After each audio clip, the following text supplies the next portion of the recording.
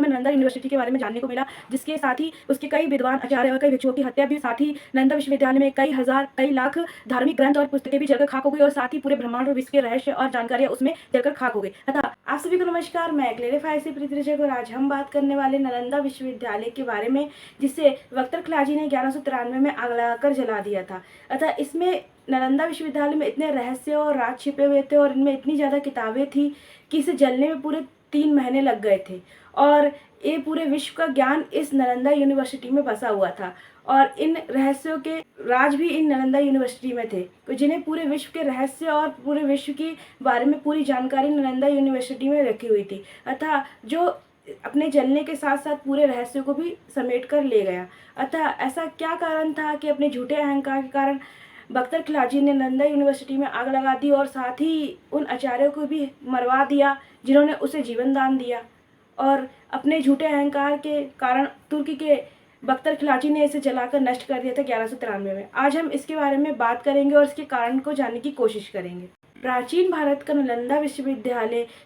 एक महत्वपूर्ण और सबसे अधिक ज्ञान रखने के कारण पूरे विश्व में प्रसिद्ध विश्वविद्यालय था, जो पूरे विश्व में सबसे पुराना विश्वविद्यालय माना जाता था। जिस नालंदा विश्वविद्यालय को पूरे विश्व में सबसे पुराने विश्वविद्यालय के रूप में जाना जाता था, वह आज आधे अधूरे धरोहर के रूप में बचा हुआ है। नालंदा विश्वविद्यालय की स्थापना 5वीं शताब्दी में गुप्त वंश के शासक सम्राट कुमार गुप्त वंश ने की थी और साथ ही महेंद्र द्वितीय द्वारा लिखित किताबों को अपनाया गया था। साथ ही कई वेद पुराण और ऐसी धार्मिक किताबें यहाँ पे बौद्ध धर्म की थी, जिसमें दुनिया का अपार और पूरे ब्रह्मांड का ज्ञान समाया हुआ था। नालंदा विश्वविद्यालय पटना वर्तमान बिहार राज्य के 88.5 किलोमीटर दक्षिण पूर्व में और राजगीर से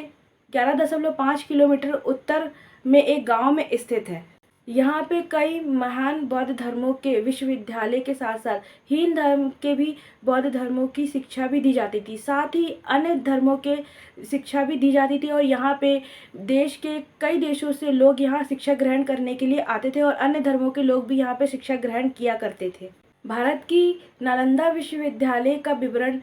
चीन से आए भारत भ्रमण की यात्रा में चीनी यात्रियों ने भी अपने यात्रा विवरण में भी किया है और यहाँ पे साथ ही पूरे 1 साल तक यहाँ से शिक्षा ग्रहण भी की थी। साथ ही ये भी बताया जाता है कि नालंदा विश्वविद्यालय में 10,000 से भी ज़्यादा विद्यार्थी शिक्षा ग्रहण करते थे, साथ ही 2,000 से भी अधिक शिक्षक थे और पूरे विश्व के कोने कोने से विद्यार्थी यहाँ पे शिक्षा ग्रहण करने के लिए आया करते थे तथा भारत के साथ साथ ये नालंदा विश्वविद्यालय पूरे विश्व में प्रसिद्ध थी। साथ ही ऐसा भी माना जाता है और कहा जाता है कि इस नालंदा विश्वविद्यालय में ऐसी ऐसी किताबें थी और ऐसे ऐसे ग्रंथ थे जिसमें पूरे ब्रह्मांड का ज्ञान समाया हुआ था। साथ ही समय, दूरी, नक्षत्र, ग्रह और ग्रहों की दूरी, सूर्य और चांद, हर चीज़ के बारे में इस किताबों में लिखा हुआ था और जिनकी खोज आज हो रही है और जिसके बारे में आज पता लगाया गया है, उसके बारे में कई साल पहले ही इन किताबों और ग्रंथों में लिख दिया गया था, जिन्हें जलाकर नष्ट कर दिया गया। कहते हैं कि नालंदा विश्वविद्यालय पर 3 बार खतरनाक हमले किए गए और नालंदा विश्वविद्यालय को 3 बार नष्ट करने की कोशिश की गई, जिसमें 2 बार इनका पुनर्निर्माण करवाया गया, लेकिन तीसरी बार इसकी हालत इतनी ख़राब कर दी गई और इसे इतनी बुरी तरह जलाकर नष्ट किया गया कि इसे दोबारा पुनर्निर्माण करवाना मुश्किल था और तीसरी बार इसे पुनर्निर्माण नहीं करवाया गया। नालंदा विश्वविद्यालय में सबसे पहला हमला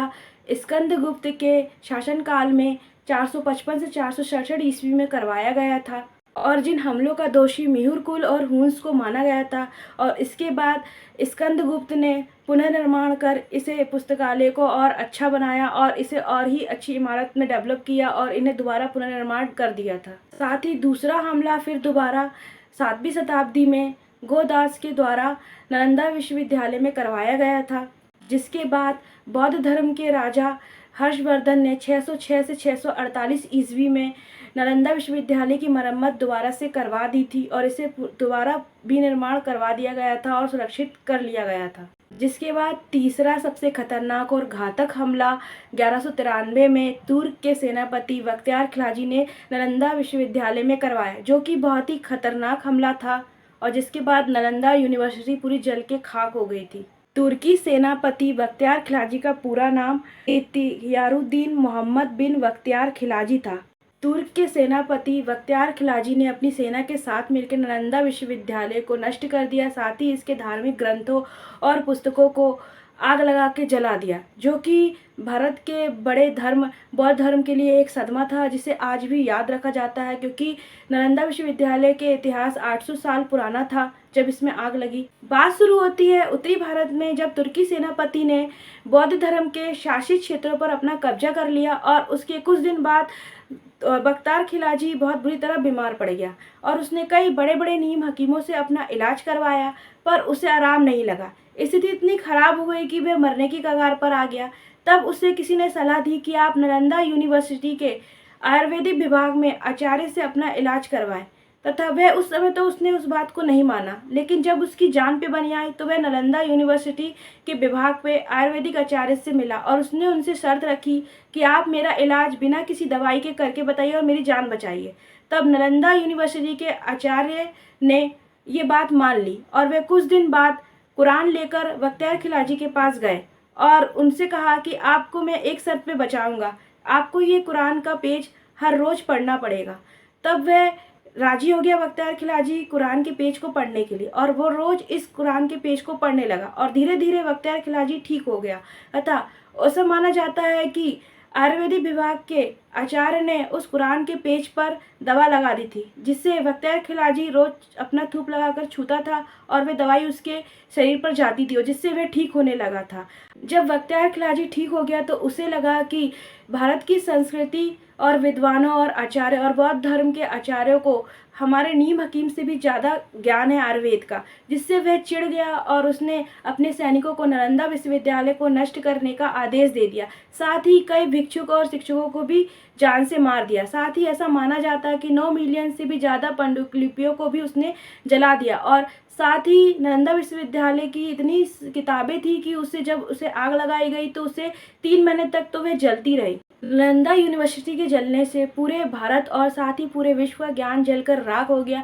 साथ ही कई रहस्यमयी रहस्य भी जलकर राख हो गए और उनके राज्य भी जलकर राख हो गए और कई सवालों के जवाब भी उसमें जलकर राख हो गए। और ये बख्तियार खिलजी ने सिर्फ इसलिए किया कि वह अपने धर्म को बचा सके, साथ ही अपने झूठे अहंकार को बचाने के लिए उसने इस ज्ञान को लोगों तक पहुंचने से रोक दिया और आयुर्वेदिक जानकारियों को लोगों तक पहुंचने को रोक दिया। साथ ही ऐसे ना जाने कितने ज्ञान छिपा था इन नालंदा यूनिवर्सिटी में, जो लोगों तक पहुंचने से रुक गया और जलकर खाक हो गया। नालंदा विश्वविद्यालय के बारे में जानकारी से हमें एक बात तो समझ में आ गई कि कभी कभी हमें अपने दुश्मन की रक्षा करने पर भी उसके परिणाम भुगतने पड़ते हैं और उसका बहुत ही बुरा फल मिलता है, जो हमें नालंदा यूनिवर्सिटी के बारे में जानने को मिला, जिसके साथ ही उसके कई विद्वान आचार्य और कई भिक्षुओं की हत्या भी, साथ ही नालंदा विश्वविद्यालय में कई हजार कई लाख धार्मिक ग्रंथ और पुस्तकें भी जलकर खाक हो गई और साथ ही पूरे ब्रह्मांड और विश्व के रहस्य और जानकारियाँ उसमें जलकर खाक हो गई। अतः आज की हमारी जानकारी यहीं पे ख़त्म होती है। अगर आपको हमारी ये जानकारी अच्छी लगी हो तो प्लीज़ हमारे चैनल को सब्सक्राइब कीजिए। जब तक के लिए जय हिंद, जय भारत।